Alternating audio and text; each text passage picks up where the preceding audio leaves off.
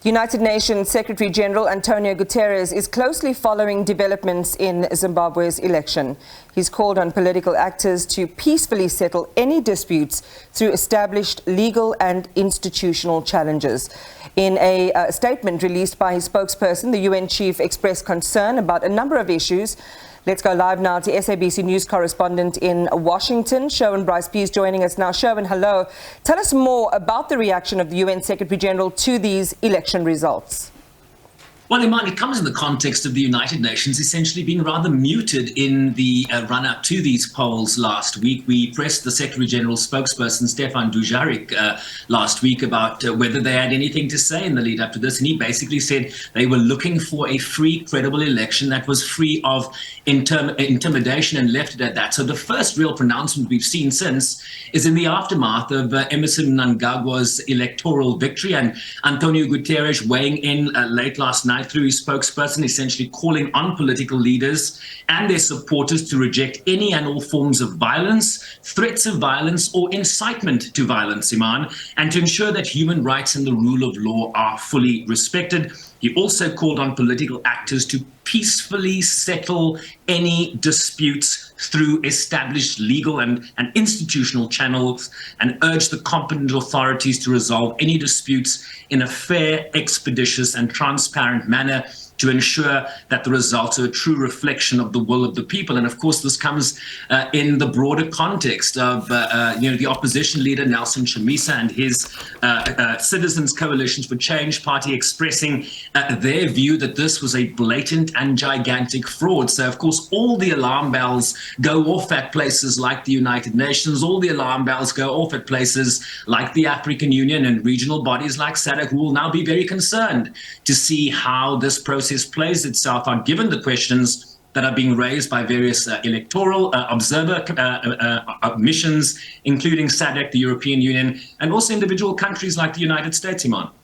And hopefully we'll get, some reaction tonight, Sherwin, from the Citizens Coalition for Change, hopefully just after 6 p.m. if we're successful. Well, let's broaden it out now. What is the US's reaction so far? And what could this mean for the continuation of the sanctions regime that was extended in March, despite a chorus of calls from African leaders, including our own President Cyril Ramaphosa, for them to be lifted?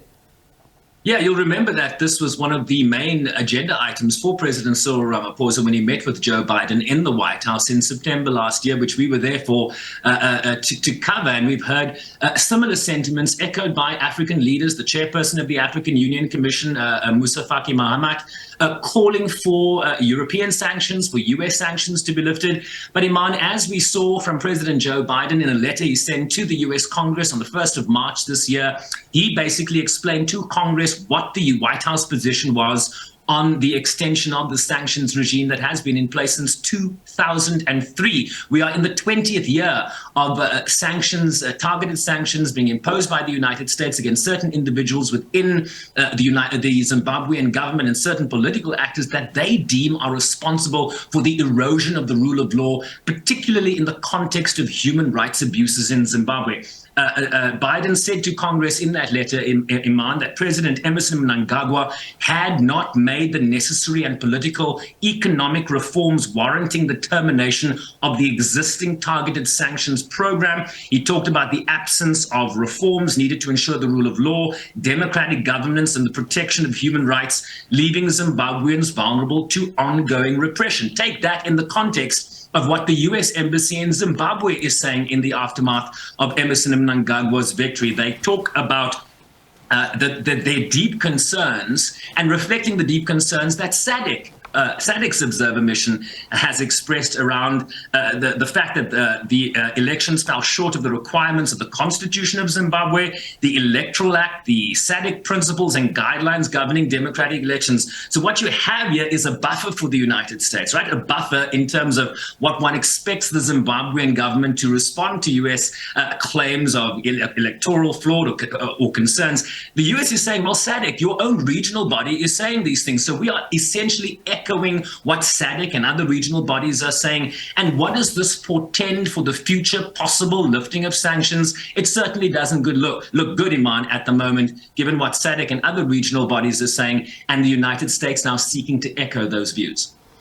And of course, you know, the ultimate fates of ordinary Zimbabweans hangs in the balance. These next few days are going to be really interesting to watch, and we will counterbalance if we do get that interview with the CCC, a representative from ZANU-PF just after 7 on the program as well, to respond to some of those criticisms that you raise, encompassing the US's and the UN's reactions to this election result. Sherwin Bryce-Pease, thank you as always. Sherwin Bryce-Pease joining us from the US.